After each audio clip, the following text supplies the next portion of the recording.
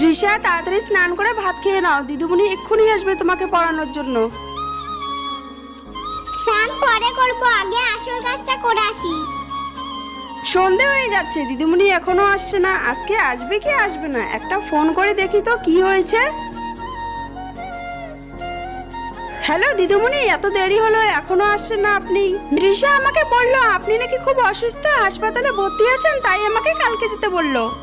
আচ্ছা ঠিক আছে। দৃশ্যা, তুমি পড়বে না বলে মিথ্যে কথা বলেছো। দৃশ্যা, তুমি দিদিমণিকে কি বলেছো? হ্যালো দিদিমণি, আজকে আসতে হবে না, আমার মায়ের শরীর খারাপ, হাসপাতালে ভর্তি আছে। তাহলে আমি কালকে যাব। ঠিক আছে, কালকে আসবেন।